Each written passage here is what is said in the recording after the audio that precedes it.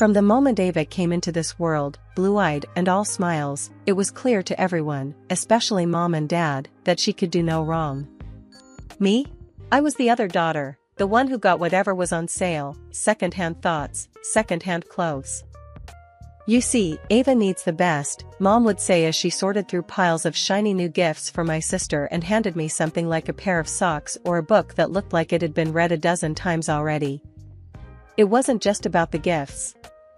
It was everything. Ava got the new clothes, the new gadgets, and all the attention. Ava, bless her heart, grew up knowing just how much everyone adored her. And why wouldn't she? She was treated like royalty. That kind of thing changes a person. She learned early on how to get her way, and if that meant stepping over me, then so be it. She'd pull these stunts, you see, tricks that left me holding the bag. Like the time she broke Dad's favorite watch and slipped it into my drawer. Guess who got grounded for a month? And she was slick, too. Got all the relatives eating out of her hand. They saw her as this sweet little angel, while I was the troublemaker, the bad seed.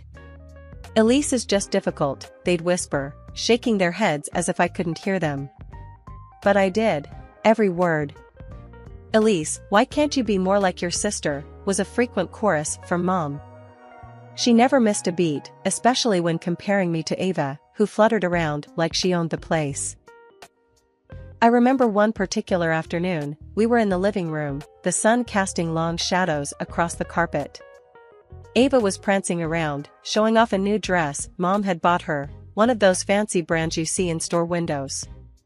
I glanced down at my own clothes, faded from too many washes, and felt that familiar pinch of envy. Isn't she just adorable? Mom cooed, clapping her hands in delight. Dad was on the couch, his attention half on his newspaper, half on Ava. Elise, can you be a dear and fetch your sister's ballet shoes? She has her recital practice soon, and you know how important it is. Mom asked without taking her eyes off Ava. I nodded, heading to Ava's room, which was twice the size of mine and stuffed with toys and gadgets I could only dream of. As I rummaged through her mess to find the damn shoes, I couldn't help but think, why her? Why not me? Here, I said, tossing the shoes at Ava's feet more harshly than I intended when I got back. She looked up, her blue eyes wide, a perfect picture of innocence. Elise, don't be rough. Apologize to your sister, Dad's voice boomed from behind his newspaper. Sorry, Ava, I mumbled, feeling the heat rise in my cheeks. The only one who ever got it, who ever really saw what was going on, was Grandma, Dad's mom. She was tough as nails and didn't let anyone feed her a line of crap. Tom, she'd say to my dad, her voice stern yet not unkind, you're blinding yourself if you think your girls are being treated the same. Elise deserves just as much love and attention as Ava. But Dad would just wave her off, and Mom would roll her eyes like Grandma was just being dramatic. We treat them equally, Mom would insist, but her words fell flat in the heavy air filled with all the things they'd given Ava and not me. Grandma would pull me aside after these talks, her hands gripping mine with a strength that belied her age. Listen, Elise, you've got to be strong. Don't let them dim your light. You're just as bright, just as deserving as your sister, she'd tell me, her eyes fierce and convinced. It was enough to get me through, most days. Graduation day was supposed to be a milestone, a day to celebrate years of hard work. But for me, it was more like the final nail in the coffin of any support I might have expected from my parents. They flat out refused to help with my college tuition. We just don't think it's a good investment, Dad said with a shrug, as if my future was a bad stock option. That's when Grandma stepped in. Her offer to pay for my education wasn't just about money, it was a lifeline, pulling me out of the toxic environment of our home. You're going to do great things, Elise, and I want to see you get that chance, she said, her voice firm, leaving no room for argument. Leaving home for college felt like shedding an old skin. I studied law, a field I chose partly out of interest and partly because it felt like wielding a sort of power I'd never had growing up. College was my realm, a place where my past didn't define me. When I graduated, I didn't bother going back home. Instead, I rented an apartment in the city and started my new life as a lawyer. My younger sister, Ava, stayed with our parents, who were now completely under her spell. Grandma, who kept in touch regularly, often shared stories that painted a clear picture. Ava had them wrapped around her finger, her every wish their command. "It's like watching a queen with her court," Grandma said during one of our calls, her tone a mix of amusement and dismay. I didn't talk much to Mom and Dad. Our conversations were limited and strained, usually prompted by them and only when they wanted to remind me of Ava's birthday or some achievement of hers. "Don't forget your sister's turning 20 next week," Mom would say, her voice cheerful as if this reminder would bridge the gap between us. My own birthday would come and go unnoticed by them, an oversight that stung less with each passing year. One evening, as I sat on my balcony watching the sunset, the city sprawling peacefully below, I made a decision. It was time to truly let go. The grievances and grudges, the constant comparisons to Ava, I had to release them all. I couldn't erase the past, but I could decide how much power it held over my future. My life had settled into a comfortable routine, work, the occasional happy hour with colleagues, and quiet weekends spent indulging in my love for mystery novels. That was until the day Nathan walked into my office. Nathan was a new client, referred by a colleague who thought I'd be perfect for his case. It was some messy business dispute he'd gotten himself tangled in, nothing I hadn't handled before. But from the moment he walked in, I could tell Nathan wasn't just any client. He had this easy confidence about him, a charm that didn't feel forced. "So, you're the miracle worker I've been hearing about?" Nathan said as he settled into the chair across my desk, his smile disarming. I laughed, trying not to show how flustered I was. "I don't know about miracles, but I'll do my best to sort this out for you." The case turned out to be more complicated than I had anticipated, pulling us into a whirlwind of legal strategies and late-night strategy sessions. Nathan was more involved than most clients, always wanting to understand every detail, which meant our meetings were long and frequent. One evening, after a particularly grueling session, Nathan stopped at the door as we were leaving the office. "Hey, Elise, have you eaten yet? I'm starved, and I owe you a meal for keeping you so late. There's a decent Italian place nearby. What do you say?" I hesitated, not used to mixing my professional life with anything personal. "Sure, why not? But just so we're clear, this is strictly a thank you dinner, right?" Strictly professional, he agreed with a wink that suggested he was just as aware of the tension between us as I was. Dinner was a revelation.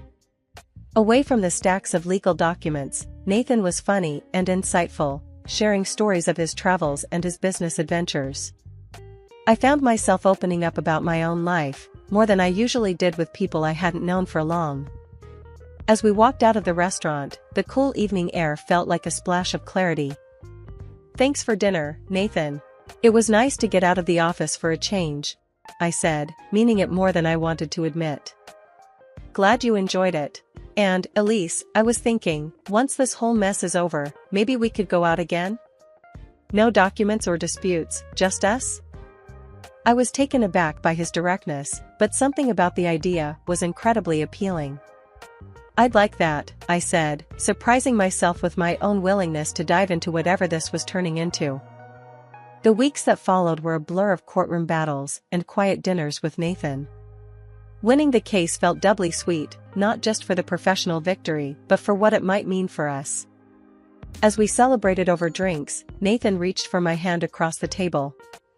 "Here's to winning cases, and, hopefully, winning over beautiful lawyers," he toasted, his eyes locked on mine. "Careful, counselor," I teased. "You might be charged with excessive charm." His laugh, warm and genuine, was the perfect end to our little celebration. It wasn't long after that when our professional relationship evolved into something more personal. It had been a year since Nathan and I first went out, and every moment felt right with him.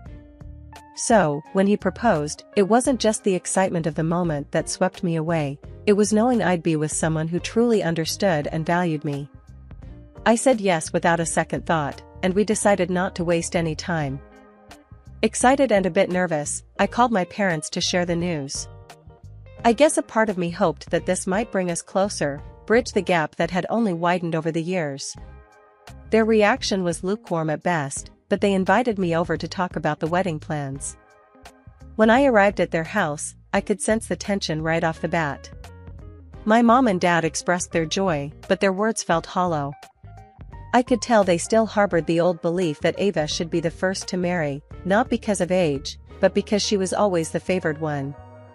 During the visit, Ava surprisingly turned on her charm. She smiled, acted sweet, and then dropped her offer like it was the helping hand of a saint. "Let me organize your wedding, Elise. It'll be my way of showing how much I want things to be good between us." I was taken aback. But before I could decline, my parents chimed in, pushing me to accept her help. "You know, Elise, Ava's trying here. It would mean a lot if you let her do this for you," my mom insisted, with that tone that meant this was not just a suggestion but a directive. Feeling cornered, I reluctantly agreed. Ava got to work, or so she said. Every time we spoke, she assured me everything was under control. "You just focus on your job. I've got this," she'd say cheerfully on the phone.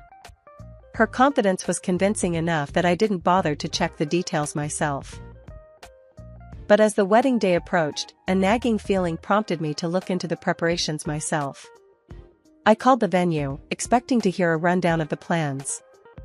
Instead, I was met with, "Well, we have the room reserved for you, but that's about it." My heart sank as I made more calls, to the florist, the caterer, the decorator. The story was the same. Ava had made initial inquiries, and then nothing. No follow-ups, no bookings, no payments. I felt a mix of anger and betrayal, but I wasn't about to let her ruin my big day. I called her, needing to hear her lie to me one more time. "Hey, Ava, just wanted to check in. Everything on track?" "Oh, absolutely. It's going to be beautiful, Elise. Don't worry about a thing," she replied, her voice bubbling with feigned enthusiasm. I hung up and immediately called Lila, my friend who's a professional wedding planner. I explained the situation, how Ava had dropped the ball, no, thrown it away, and how I was 2 weeks out from a wedding that was nothing more than a booked room. Lila was aghast, but sprang into action. "Elise, I'm on it. Consider it done. We'll pull this off," she assured me with a determination that was both comforting and invigorating. The wedding day, despite the underlying tensions, unfolded beautifully. The decor was impeccable, the music set a joyful tone, and our guests seemed to revel in the celebration. It was everything I had hoped for, yet a part of me remained on edge, especially when I noticed Ava, lurking in the corner with a scowl, watching everything unfold with visible displeasure. Midway through the reception, my mother took to the microphone, her voice echoing through the hall. "Ladies and gentlemen, we must give a special thanks to Ava, without whom this beautiful event would not have been possible. Elise, you should be very grateful to your sister." The room filled with applause, directed at Ava, who wore a feigned smile of humility. I felt a surge of anger at the blatant lie, my hands clenched under the table. I couldn't let this go, not today. Standing up, I interrupted the applause with a firm voice. "Actually, I need to set the record straight."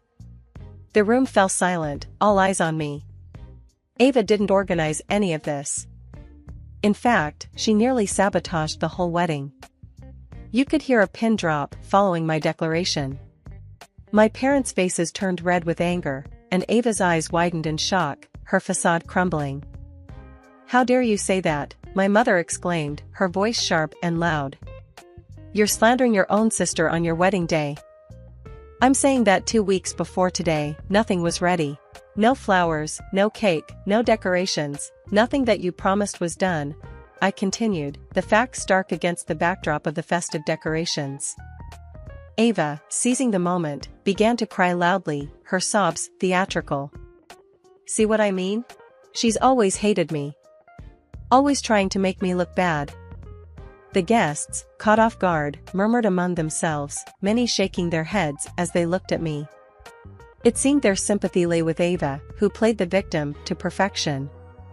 "It's not slander if it's the truth," I retorted, feeling isolated as the room buzzed with whispers. The tension escalated quickly. Ava, still sobbing, ran out of the hall, adding drama to her performance. The atmosphere soured, turning what should have been a celebration into a spectacle of family drama. Over the next few weeks, the fallout was worse than I could have imagined.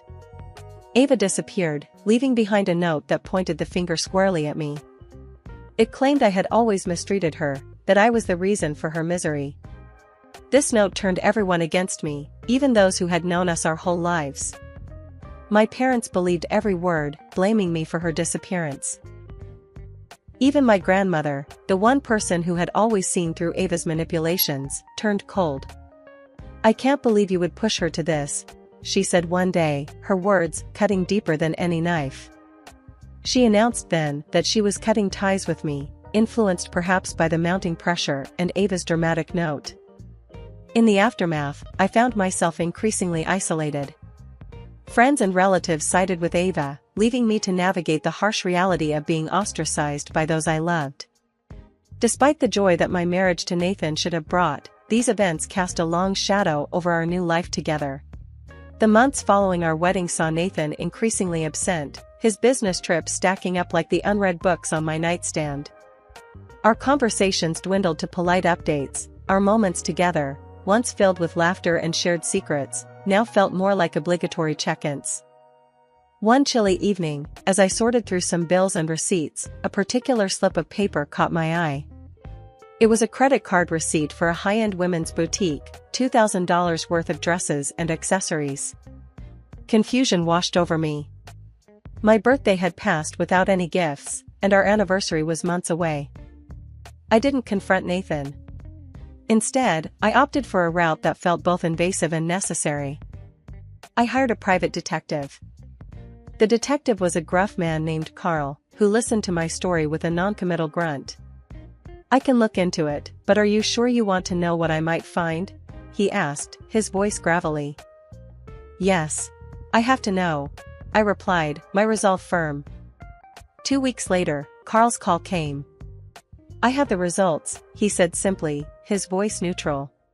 It had been a while since I had spoken to my grandmother, especially after the debacle with Ava that left the family in shards. Grandma was now frail, her health waning rapidly, but her mind remained sharp, her understanding of family dynamics deep and nuanced. I visited her, the photos, the evidence of Nathan's betrayal, weighed heavily in my bag. She greeted me with a weaker smile than I remembered, the lines of pain etched deeply around her eyes. "Elise, it's been too long," she murmured, her voice a whisper of its former strength. "I know, Grandma, I'm sorry," I replied, taking a seat beside her frail form.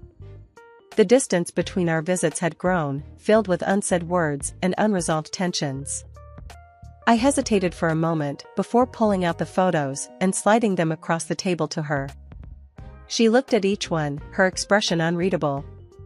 After a long pause, she looked up at me, her eyes wet with a mixture of sadness and compassion. "Oh, Elise," she sighed, reaching out a trembling hand to mine. "Your sister fooled us all, didn't she? Even me." Her words were a balm and a sting. "Yes, she did. And I think Nathan has too." Grandma pulled me into a frail hug, her body fragile, but her embrace firm.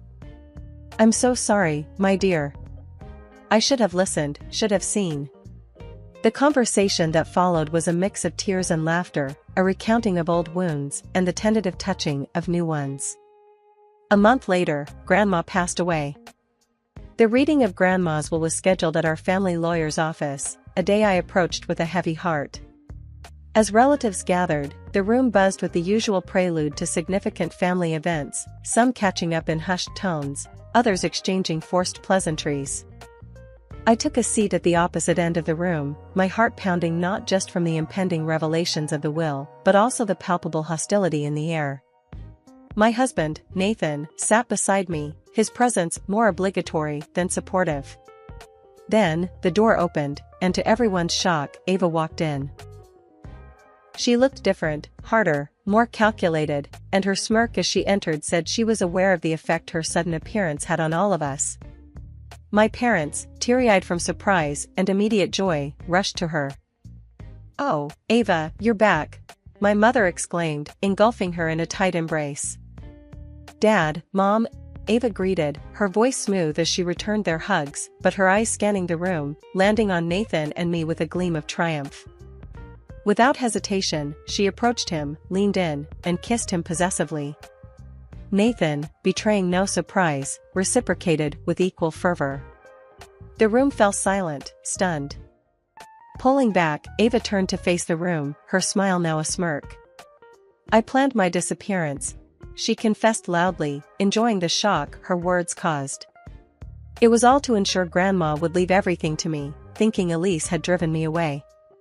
The revelation sent a murmur of disbelief around the room. My parents looked from Ava to me, confusion etching their faces. The lawyer, Mr. Hartley, cleared his throat, bringing attention back to the matter at hand. If we may continue, he said, before reading out the will. To everyone's shock, especially Ava and Nathan's, Grandma had left everything to me. Ava's face turned from smug to stunned. This can't be right, she stammered. Check it again. Mr. Hartley adjusted his glasses, his tone professional. The will is quite clear. Your grandmother made her final amendments very recently. I stood, my voice steady as I addressed the room. I've known about their affair for months. Ava hasn't been in hiding from us, she's been living in the city where Nathan often travels for business. I pulled out the photos and evidence from the detective. I laid them on the table for everyone to see. Not only did you try to manipulate Grandma, but you also betrayed me, Nathan, I said, my voice devoid of the pain that once would have cracked it. Nathan stood, his expression one of someone cornered. Elise, let's discuss this. There's nothing to discuss, I cut him off sharply. I'm filing for divorce and for compensation for the betrayal. Ava tried to interject. Elise, we're family. Surely we can. Family?